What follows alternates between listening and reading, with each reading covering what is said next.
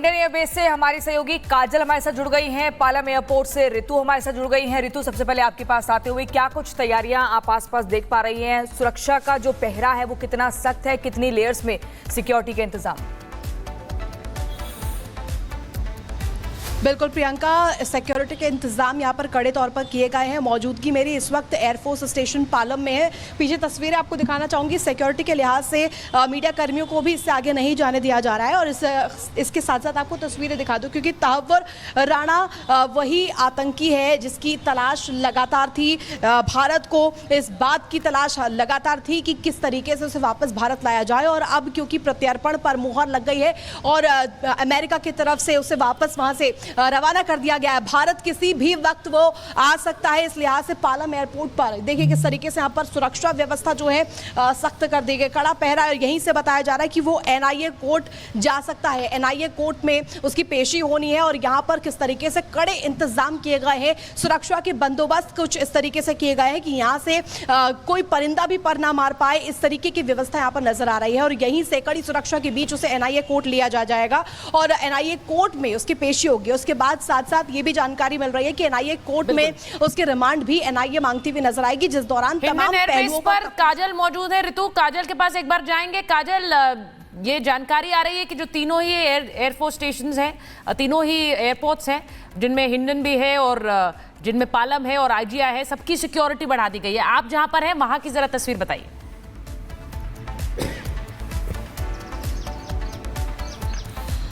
जी बिल्कुल सुचारिता, आपको बता दें इस वक्त हमारी मौजूदगी है हिंडन एयर बेस पर। पहले हमने दिखाया और उसके बाद एयरपोर्ट पर भी मौजूद है। लेकिन लगातार आपको बता दें कि आसपास के जितने भी एयरपोर्ट्स हैं उन पर सुरक्षा है, कड़ा पहरा है। क्योंकि ऐसा माना जा रहा है किसी भी एयरपोर्ट पर वो तहव्वुर राणा को लेकर एनआईए की टीम लैंड हो सकती है स्पेशल विमान से। और ऐसे में जितने भी एयरपोर्ट है, चाहे हम दिल्ली एयरपोर्ट की बात करें, चाहे हम हिंडन एयरबेस की बात करें, हिंडन एयरपोर्ट की बात करें, हर जगह पर चाक चौबंद है। और ऐसा माना जा रहा है किसी भी वक्त यानी 2 से 3 घंटे 4 घंटे में तहव्वुर राणा को लेकर स्पेशल जो टीम है एनआईए की वो पहुंच सकती है। और ऐसे में तमाम जगह ऐसे हैं जहां पर सुरक्षा व्यवस्था बढ़ा दिया गया है। चाहे हम अगर दिल्ली और यूपी के बॉर्डर की बात करें, वहां पर भी सुरक्षा चाक चौबंद है। और ऐसे में सभी जो एयरपोर्ट्स है वहां पर भी सुरक्षा चाक चौबंद है। और लगातार हमने दिल्ली में जगह जगह पर देखा जहां पर बैरिकेड्स किए गए हैं।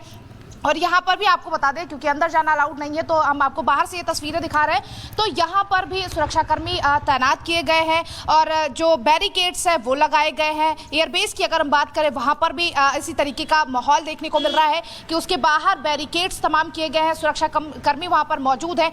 और ऐसे में अब भारत को सिर्फ इंतजार है कि तहव्वुर राणा को लेकर एनआईए की टीम कब भारत की जमीन पर पहुंचेगी और कब एनआईए की टीम जो है अदालत में जो है उसके रिमांड की करेगी। और रिमांड जब मिलती है तो किस तरीके से एनआईए की टीम जो है वो उसके सामने जो है वो पेश आएगी और किस तरीके से सवाल करेगी। अब सवाल यही है कि आखिर 26/11 के हमलों का राज कितने इस राज में जो है राज खुलता है, कितने लोगों पर गाज गिरती है। और ये भारत के लिए कहीं ना कहीं एक बड़ी उपलब्धि है। गृहमंत्री अमित शाह ने भी ट्वीट करके बताया कि ये भारत की कूटनीति और प्रधानमंत्री की कूटनीति जो है वो उस पर कहीं ना कहीं वो उसके लिए सवाल तहव्वुर राणा से पूछे जाएंगे। कर्नल सिंह, इंपॉर्टेंट इस वक्त यह है कि सवाल उससे क्या पूछे जाएंगे, क्या जानकारी उससे एक्सट्रैक्ट करने की कोशिश करेंगी एजेंसीज, क्योंकि ये 17 साल पहले जिस तरह से मुंबई में हमला हुआ, पाकिस्तान में बैठे कौन कौन वो लोग हैं जो डायरेक्टली इस हमले में वहां से डायरेक्शंस दे रहे थे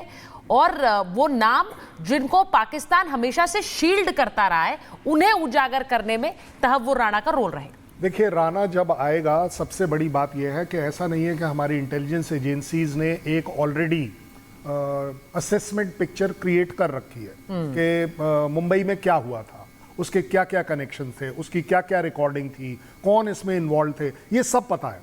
लेकिन इसका हमें एक चश्मदीद गवाह चाहिए और वो गवाह आज आप देखेंगे कि वो राणा में ज़रूर मिलेगा। क्यों? क्योंकि राणा की भी अब उम्र उस तरफ हो गई है कि उसे मालूम है कि वो अब यहाँ से बाहर नहीं आ पाएगा। तो बेटर इज़ कि वो अपने लिए, अपनी ह्यूमैनिटी अगर उसमें थोड़ी बहुत बची है बाई चांस, उसके लिए कम से कम उन तारों को फिर से जुड़ता, जिसको बोलते हैं ना, रिकंस्ट्रक्ट करी जाएगी पूरी स्टोरी कि कहां कैसे किसने क्या रोल अदा किया। उससे फायदा यह होगा कि एक और जुडिशरी का स्टेप हम लेंगे कि ना केवल पाकिस्तान एक्सपोज होगा, बट सबसे बड़ी बात यह है कि हमने जो पिक्चर बनाई है, जो पूरी की पूरी नेटवर्क को जोड़ा है, वो एक तो प्रूव हो जाएगा कि ठीक था, या अगर उसमें कहीं कोई गैप है तो वो पूरे हो जाएंगे। उससे भी बड़ी बात यह है कि हम इंटरनेशनली ये बात दिखा पाएंगे कि किस तरीके से हर अटैक के पीछे पाकिस्तान का हाथ है। अब तक सिर्फ हम कहते थे, अब हम देखेंगे कि एक पाकिस्तान का एक सिटीजन उसके बारे में क्लैरिटी बता पाए। बिल्कुल बिल्कुल। इरशाद अहमद जी हमारे साथ जुड़े हुए हैं पाकिस्तान से। इरशाद अहमद साहब, अब से ब्रेक से कुछ देर पहले हमने आपसे सवाल पूछा था कि कौन है तहव्वुर राणा, और आप पहचानने से इनकार कर रहे थे। आप कह रहे थे कि वो भारत आना चाहता है, बल्कि उसने अमेरिका की अदालत में कई याचिकाएं ऐसी दायर की थी कि वो साफ तौर पर डर रहा है कि उसे भारत नहीं आना। पहला ये, और दूसरा ये कि आईएसआई की जो खुफिया एजेंसी के साथ तहव्वुर राणा ने काम किया है, उसको लेकर भी कई सारे राज अब खुलने वाले हैं पाकिस्तान को लेकर। देखिए, 17 साल पहले का एक आपके हिंदुस्तान में मसला हुआ। 166 17 साल तक आप देखिए, सुन लीजिए 17 साल तक आप सोए रहे।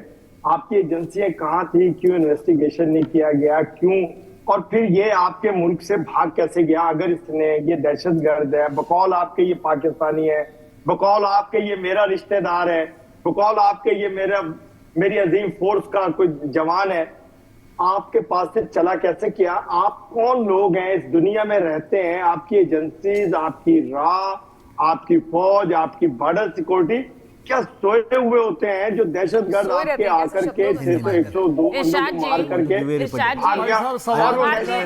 बारे में पूछ रहे हैं कि वो सोए हुए हैं। देखिए, पहले तो कौन है ये बताओ। और जो पाकिस्तान में जो आतंकी ढाए जा रहे हैं, रोज जिनके मारे जाने की खबरें आ रही हैं, जरा उनके बारे में भी सोचिए। आपकी एजेंसीज के पास उनके लिए कोई जवाब नहीं है, आपकी एजेंसीज के पास उनके लिए कोई जवाब नहीं है, तो कौन सी एजेंसी सो रही है, इसका जवाब मुझे लगता है उसी से मिलता है। तहव्वुर राणा पर सर सो नहीं रहा था कोई। पूरा बोलने दें प्लीज। नहीं, आपको बोलने दूं जब आप कोई ढंग की बात बोले सर। ऐसे कैसे बोलने दूं? पूरी ढंग की बात कर रहे हैं आप कोई ढंग की बात बोले इरशाद साहब। मुझे ऐसा लगता है सो के उठकर आकर बैठ गए। आप भी तो सोकर उठकर आकर बैठ गए। क्या आपको पता ही नहीं है राणा कौन है? और अगर राणा कौन है आपको पता नहीं तो इस शो में आने का समय भी दिया था। आप किस वजह से आए हैं? आप बोलते हैं कि मुशर्रफ साहब अल्लाह को प्यारे हो गए। अल्लाह को प्यारे क्या हो गए? आपने तो अपनी जमीन नहीं दी उनको अपने यहाँ अपने पाकिस्तान में उनको अल्लाह को प्यारे नहीं होने दिया। आप किसकी? आप उन्हें भी नहीं जानते हैं। क्यों? क्योंकि आप चाहते हैं एक ही बात है, आपका जो वन सिंगल पॉइंट एजेंडा है वो है डिनायल मोड। ना आप टेररिस्ट थे, ना है, ना होंगे। ये सिर्फ आप बिल्कुल। और सर, आपने एक अनफॉर्चुनेट कैरेक्टर जैसे शब्द का इस्तेमाल किया था, वो पाकिस्तान पे कहीं ना कहीं सटीक बैठता है।